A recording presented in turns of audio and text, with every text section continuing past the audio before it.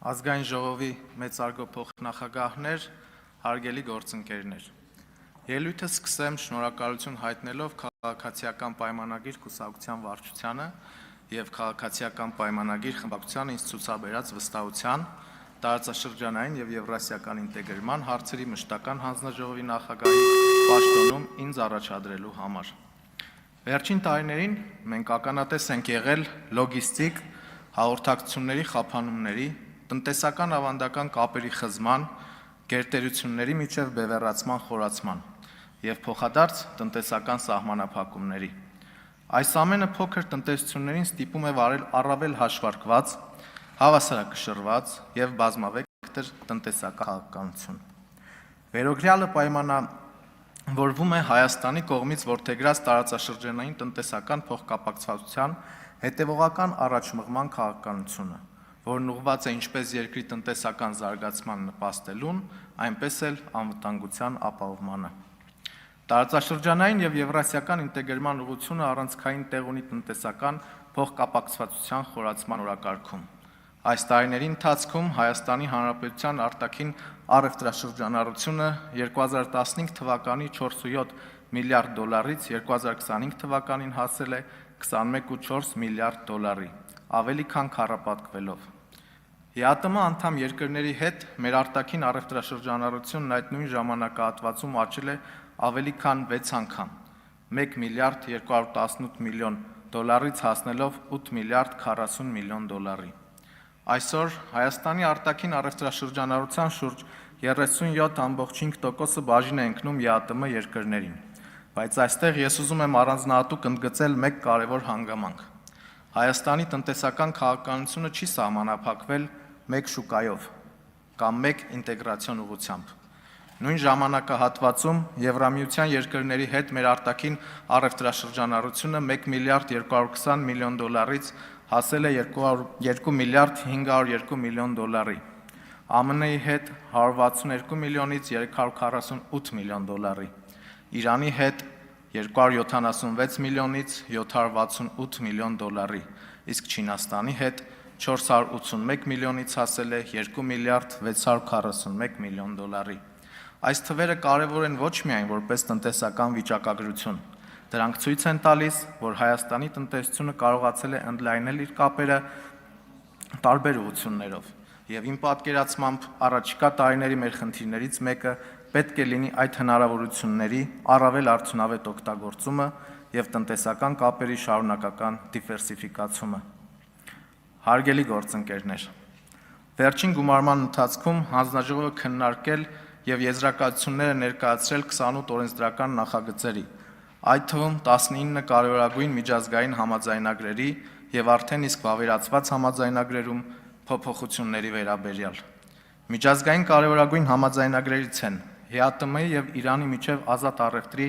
մասին համաձայնագիրը, ԵԱՏՄ-ի եւ Արաբական Միացյալ Էմիրությունների միջև տնտեսական գործընկերության մասին համաձայնագիրը, ԵԱՏՄ-ի եւ Սինգապուրի միջև համապարփակ տնտեսական համագործակցության մասին համաձայնագիրը,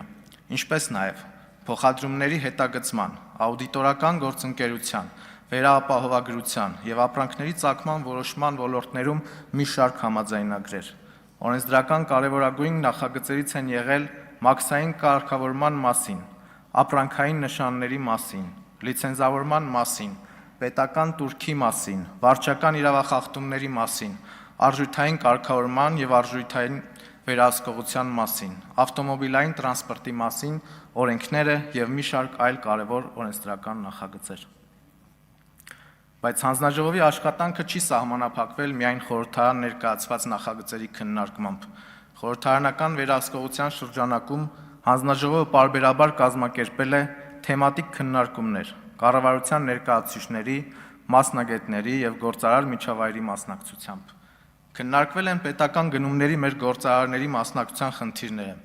ներդրումային ծրագրերը, բարձր տեխնոլոգիաների ոլորտի զարգացումը, աշխատուժի ազատ տեղաշարժը, պարենային անվտանգությունը, արտահանման խոչընդոտները, էներգոարդյունավետությունը, արդյունաբերական կոոպերացիան եւ բազմաթիվ այլ հարցեր։ Այս աշխատանքը ցույց է տվել մի կարևոր բան. հանձնաժողովը կարող է եւ պետք է լինի ոչ միայն օրենսդրական, այլև խնդիրներ բացահայտող եւ լուծումներ առաջարկող կառույց։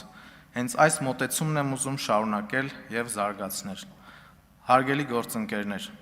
գաղտնիք չէ, որ այսօր մեր տնտեսվարողները շարունակում են բախվել ԵԱՏՄ շուկայում ապրանքների եւ ծառայությունների ազատ տեղաշարժը խոչընդոտող որոշակի խնդիրների։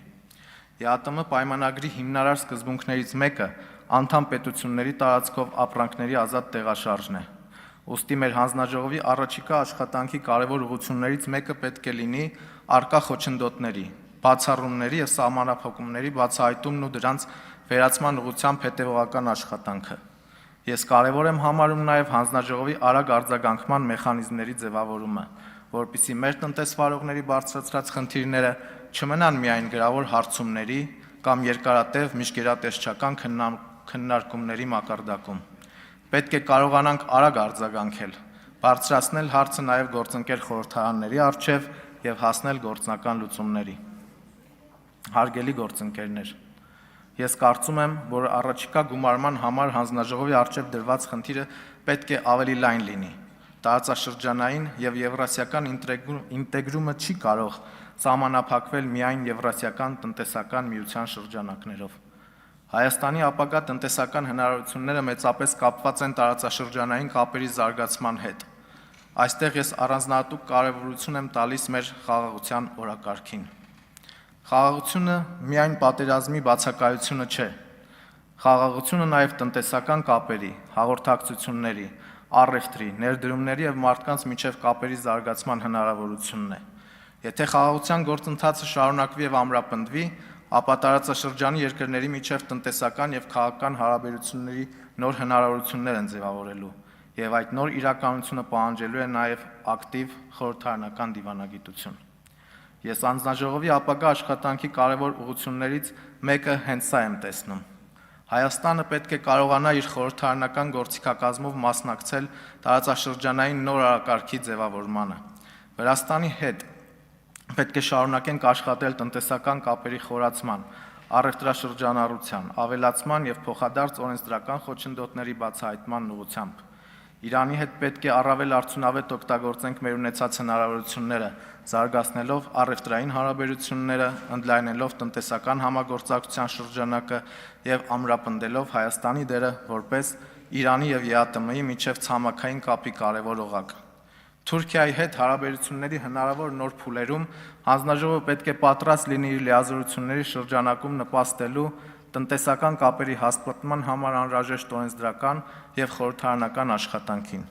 Հայաստանի եւ Ադրբեջանի միջև հարաբերությունների կարգավորման գործում վերջին 1 տարվա ընթացքում արձանագրված առաջընթացը խթան է հանդիսանում նաեւ տնտեսական կապերի զարգացման համար, ինչը խաղաղության օրակարգի շոշափելի դրսևորումներից է։ Այստեղ նույնպես հանձնաժողովը պետք է պատրաստ լինի աշխատելու։ Խոսքը վերաբերում է նոր տնտեսական կապերի ձևավորմանը, տրանսպորտային եւ հաղորդակցային հնարավորություններին, օրենսդրական խոչընդոտների բացահայտմանը եւ դրանց լուծմանը, խորհրդարանական համագործակցության հնարավոր գործիքների միջոցով։ Հարգելի գործընկերներ, իմ անցած ճանապարհը, աշխատանքը որպես մարզպետ, կուսակցության աշխատակազմի ղեկավար եւ ազգային ժողովի падգամավոր ինձ տվել է կառավարման, քաղաքական կազմակերպման եւ օրենսդրական աշխատանքի փորձ, որը կարող եմ ծառայեցնել հանձնաժողովի աշխատանքներին։ Ելնելով հանձնաժողովի ոլորտային լայն ընդգրկությունից, առաջիկա 5 տարիների համար անելիքներն իրապես շատ են մի շարք ուղղություններով, նշեմ մի քանիսը։ ԵԱՏՄ շրջանակում առկա խոչընդոտների, բացառումների եւ սահմանափակումների հարցի հետեւողական հասցեագրում, խորհրդարանական գործիքակազմի ընձեռած հնարավորությունների շրջանակներում, ԵԱՏՄ անդամ երկրների հետ տնտեսական կապերի ավելի հավասարակշռված զարգացմանը նպաստում, առանձնահատուկ ուշադրություն դարձնելով Ղազախստանի եւ մյուս անդամ պետությունների հետ փոխադարձ առևտրի խթանմանը, ԵԱՏՄ-ի եւ երրորդ երկրների հետ գործող ազատ առևտրի եւ տնտեսական համագործակցության համաձայնագրի հնարավորությունների ամբողջական օգտագործում, հատկապես Իրանի, Չինաստանի, Արաբական Միացյալ Էմիրությունների եւ Սինգապուրի ուղղություններով, Իրանի հետ տնտեսական հարաբերությունների խորացում եւ Հայաստանի որպես Իրան ԵԱՏՄ տնտեսական կապերի կարևոր ցամաքային հանգույցի դերի ամրապնդում, Վրաստանի հետ տնտեսական համագործակցության և առևտրաշրջանառության շարունակական զարգացում, Թուրքիա և Ադրբեջանի հետ հարաբերությունների հնարավոր նոր փուլերում անհրաժեշտ օրենսդրական և խորհրդարանական աշխատանքին պատրաստ լինել և այդ հնարավորությունները ծառայեցնել Հայաստանի տնտեսության զարգացմանը, և վերջապես խորհրդարանական դիվանագիտության նոր մակարդակի ձևավորում։ Ես հանձնաժողովը պատկերացնում եմ ոչ թե որպես արձագանքող, այլ օրակարգ ձևավորող հանձնաժողով, ոչ թե միայն որպես օրենքներ քննարկող, այլ որպես խնդիրներ բացահայտող և լուծումներ առաջարկող կառույց, ոչ թե միայն որպես արտաքին գործընթացներին հետևող մարմին, այլ որպես Հայաստանի խորհրդարանական դիվանագիտության կարևոր հենասյուն։ Հարգելի գործընկերներ, ես հասկանում եմ, որ հանձնաժողովի նախագահ լինել նշանակում է ոչ թե պարզապես ստանձնել պաշտոն, այլ ստանձնել կոնկրետ պատասխանատվություն։ Պատրաստ եմ աշխատել ազգային ժողովի բոլոր գործընկերների հետ, անկախ քաղաքական դիրքավորումից, երբ խոսքը վերաբերում է Հայաստանի Հանրապետության շահերին։ Ակնկալում եմ բոլոր գործընկերների կառուցողական ներգրավվածությունը։